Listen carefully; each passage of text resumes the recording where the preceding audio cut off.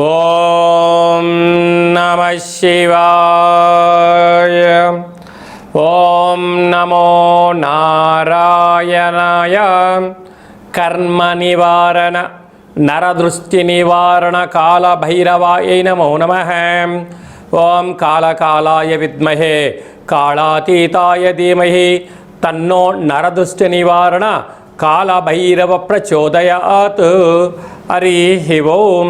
మా ఛానల్కి స్వాగతం. చూస్తున్న వీక్షకులకు ప్రేక్షకులకు ప్రియ కాళ భైరవ భగవద్బంధులకి స్వాగతం పలుకుతూ మమ్మల్ని ఎంతగానో ఆదరిస్తూ ఉండబడినటువంటి ప్రియ సోదర సోదరీమణులకు సనాతన ధర్మ సంరక్షకులకు జ్యోతిష్య అభిమానులకు స్వాగతం పలుకుతూ ఆషాఢ మాసంలో అనగా 1/7/2025 నుండి 15/7/2025 వరకు పుట్టినటువంటి వారందరికీ కూడా ముందస్తుగా జన్మదిన శుభాకాంక్షలు.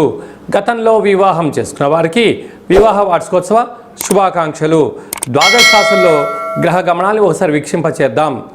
వృషభ రాశిలో శుక్రుడు నక్షత్రకారకుడు, మిథున రాశిలో రవి గురు సంచార స్థితి, కర్కాటక రాశిలో బుధ సంచార స్థితి, సింహరాశిలో కుజుడు మరియు కేతు సంచార స్థితి, కుంభరాశిలో రాహు సంచార స్థితి, మీనరాశిలో శని సంచార స్థితితో ద్వాదశ రాశుల్లో గ్రహ గమనాలు ఈ విధంగా ఉన్నాయి.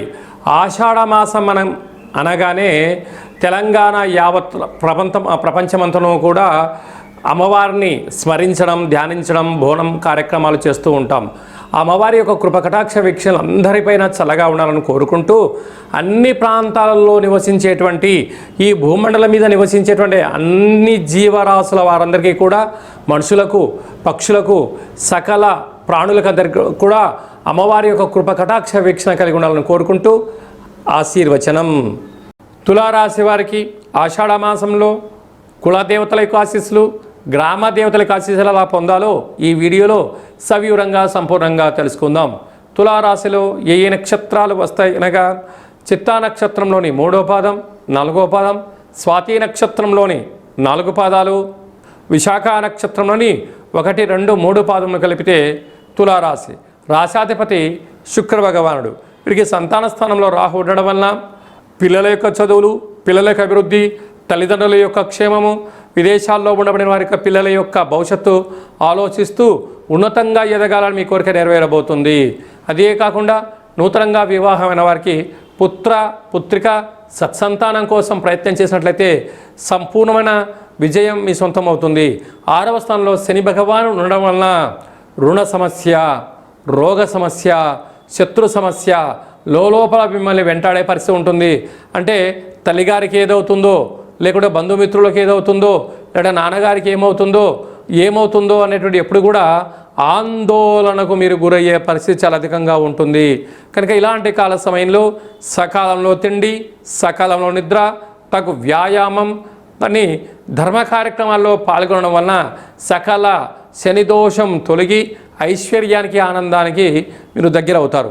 అష్టమంలో శుక్రుడు ఉండడం వలన మీరు బంగారాభరణాలు, షేర్లు, వాహనాలు, క్రయ విక్రయాలు మంచివే, కానీ ఇది అంత సరైన సమయం కాదు. అధికమైన పెట్టుబడులు పెట్టి కొనేటువంటి పరిస్థితి ఉంటుంది. మీరు ఆవేశపడి తొందరపడి కొనుగోలు చేయకపోవడం మొత్తంగా భావించగలగాలి. భాగ్యస్థానంలో ఆత్మకారకుడు రవి, విద్యా ఉద్యోగ విదేశాన కారకుడు దేవగురు బృహస్పతి ఉండడం వలన అన్యోన్యత, సత్ప్రవర్తన, నమ్మకము, పెట్టుబడులు, సత్ప్రవర్తన, దేవతారాధన ఉండడం వలన యోగదాయకంగా భావించగలగాలి. రాజ్యస్థానంలో బుధుడు ఉండడం వలన పెట్టుబడులు ఆకర్షించడం, వృత్తులలో, ఉద్యోగాల్లో, వ్యాపారంలో సత్ప్రవర్తన ఉండడము, ధర్మ మార్గంగా ఉండగలిగినట్లయితే మీ యొక్క వ్యాపారము గ్రామ, రాష్ట్ర, దేశ, ప్రపంచ స్థాయి వరకు విస్తరింపజేసే పరిస్థితి చాలా అధికంగా ఉంది. ఏకాదశంలో కుజ భగవానుడు మరియు కేతు సంచార స్థితి ఉండడం వలన భూములు, క్రయ విక్రయాలు, షేర్లు, పెట్టుబడులు ఆకర్షించే పరిస్థితి ఉంటుంది. అలాగే స్వయం వృత్తుల వాళ్ళు, సేవా రంగాల వాళ్ళు, మార్కెటింగ్ రంగంలో వారు, సాఫ్ట్వేర్, హార్డ్వేర్ ఉద్యోగస్తులు, విడి సామాన్లు, పరికరాలు, వ్యాపార ఉత్పత్తులు, అలా యూట్యూబ్లు, వాట్సాప్, ఫేస్బుక్, క్రియేటివిటీ రంగాల్లో ఉండబడిన వారు ఎన్నో జాగ్రత్తలు పాటించగలగాలి.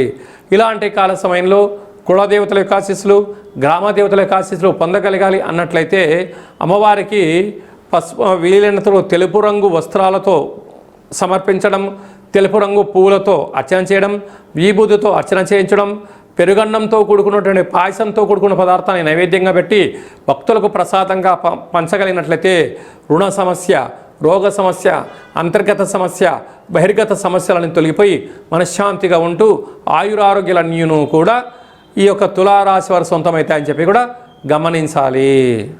మనకు ఆషాఢ మాసంలో శుక్లపక్షంలో విశేషమైనటువంటి రోజులు అమ్మవారిని స్మరించడం కోసం, ధ్యానించడం కోసము ముఖ్యమైన తిథుల గురించి క్లుప్తంగా సవివరంగా సంపూర్ణంగా తెలుసుకుందాం.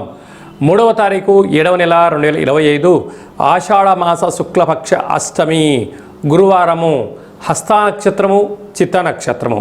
మరియు 10వ తారీఖున ఆషాఢ మాస పూర్ణిమ కనుక అమ్మవారిని స్మరించడం, బోనం పూజా కార్యక్రమంలో పాల్గొనడం, అమ్మవారిని స్మరించడం, ధ్యానించడం, దర్శించడం వల్ల సకల శుభాలు కలుగుతాయని చెప్పి కూడా గమనించగలగాలి. అలాగనే మనము వీలైనంత వరకు ఈ యొక్క ఆషాఢ మాసం యొక్క ఆశీస్సులు పొందగలగాలి అన్నట్లయితే వీలైనంత వరకు కాళికామాతను, కాళభైరవ స్వామిని స్మరణ, ధ్యానము యోగదాయకం అని చెప్పి కూడా గమనించగలగాలి. ఇంకనూ మనం విజయం సాధించగలగాలి అన్నట్లయితే ఈ యొక్క పాత్ర కంచు పాత్ర అంటారు. కంచు మోగినట్టు కనకంబు మోగదు గదరాసుమతి అని చెప్తూ ఉంటారు. ఈ యొక్క పాత్ర ఇంట్లో పెట్టుకొని ఇలా ఒక్కసారి శబ్దం చేస్తే ఓంకార శబ్దం రావడం జరుగుతుంది.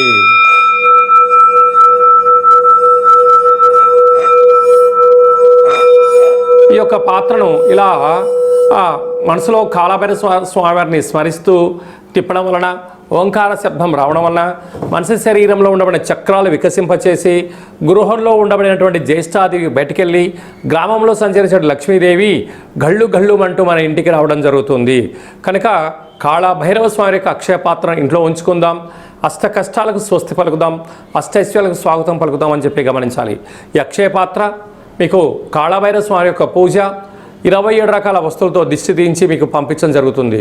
కనుక మనం అందరము కూడా ఆషాఢ మాసంలో అమ్మవారిని స్మరిద్దాం, అయ్యవారిని ధ్యానిద్దాం, కాళభైరవ అష్టకాన్ని వినడం, చదవడం, పారాయణం చేయడం వల్ల సకల అష్ట కష్టాలు తొలగిపోతాయని చెప్పి కూడా గమనించాలి. మీ వ్యక్తిగత జాతకం తెలుసుకోవాలనుకుంటున్నారా? మీ యొక్క పేరు, పుట్టినటువంటి తేదీ, నెల, సంవత్సరం, సమయం వ్రాసి మీరు పంపించినట్లయితే 100 సంవత్సరాల జాతకాన్ని సవివరంగా సంపూర్ణంగా వ్రాసి పంపించి మీరు పుట్టినప్పుడు గ్రహ గమనాలు ఎలా ఉన్నాయి, ప్రస్తుతం ఎలా ఉంటున్నాయి, రాబోయే కాలం ఎలా ఉండబోతున్నాయో సవివరంగా సంపూర్ణంగా తెలియజేయడం జరుగుతుందని చెప్పి కూడా గమనించాలి. చాలామందికి పుట్టినటువంటి కాల సమయంలో డేటా బర్త్లు లేనటువంటి కారణం వలన పేరు యొక్క మొదటి అక్షరాన్ని అనుసరిస్తూ ఆ రాశిని తెలుసుకునే ప్రయత్నం చేస్తూ రాశి యొక్క స్థితిని తెలియచేస్తూ గవళ ద్వారా అనగా రమణ శాస్త్రం ద్వారా కాళభైరవ ఉపాసన చేత భూత, భవిష్యత్, వర్తమానాన్ని తెలియజేయడం జరుగుతుందని చెప్పి గమనించాలి. కనుక జాతకాన్ని తెలుసుకుందాం, జీవితంలో జరగబోయేటువంటి సకల శుభాలను, ఐశ్వర్యాలను తెలుసుకుందాం, అష్ట కష్టాలకు స్వస్తి పలుకుదాం, అష్టైశ్వర్యాలకు స్వాగతం పలుకుదాం అన్న ఉద్దేశం చేత ఈ కింది నెంబర్ను సంప్రదించి అపాయింట్మెంట్ తీసుకొని సంప్రదించగలరు. అలాగనే విద్యార్థులు ఎలాంటి సూచనలు పాటించడం వల్ల వారి చదువులలో ఉత్తీర్ణత, అదే మీ యొక్క చిన్నపిల్లలకు ఎలాంటి పేర్లు పెట్టడం వల్ల వారికి ఉజ్వల భవిష్యత్తుతో ఉంటుందో కూడా తెలుసుకుందాం. అలాగా నూతనంగా వివాహమైన దంపతులు తరచుగా గొడవ పడడం కానీ, అనేక రకాల ఇబ్బందులు పడడం కానీ, పోలీస్ స్టేషన్లు గొడవలు పడేటువంటి వారందరూ కూడా మీ యొక్క జాతకంలో స్వల్పమైన మార్పులు, పేరులో స్వల్పమైన మార్పులు చేసుకోవడం వలన ఆ దంపతులు అన్యోన్యంగా ఉంటారని చెప్పి కూడా గమనించాలి. కనుక మనం అందరము కూడా జీవితంలో ఉండబడినటువంటి అష్ట కష్టాలను అధిగమించి అష్టైశ్వర్యాలకు స్వాగతం పలకాలని కోరుకుంటూ ఆశీర్వచనం. ఓం శతమానం భవతి శతాయు పురుష సతేంద్రియ ఆయుష్యేవేంద్రియే ప్రతిష్టతి ధనం ధాన్యం బహుపుత్రలాభం శత సంవత్సరం దీర్ఘమాయు సర్వే జనా సుఖినో భవంతు లోకా సమస్తా సుఖినో భవంతు సర్వం శివార్పణమస్తు సర్వం కాళభైరవ దేవతార్పణమస్తు. హరి ఓం. ఈ వీడియో మీకు నచ్చినట్టయితే లైక్ చేయండి, షేర్ చేయండి. అందరికన్నా మీ వ్యక్తిగత జాతకం ముందుగా తెలుసుకోవాలని అనుకుంటున్నట్లయితే మా ఛానల్ని సబ్స్క్రైబ్ చేసుకోండి. ఆల్ అనే బటన్ని కూడా ప్రెస్ చేసినట్టయితే అందరికన్నా మీ వ్యక్తిగత జాతకము ముందే తెలుసుకునేటువంటి అవకాశం కలుగుతుందని చెప్పి గమనించాలి.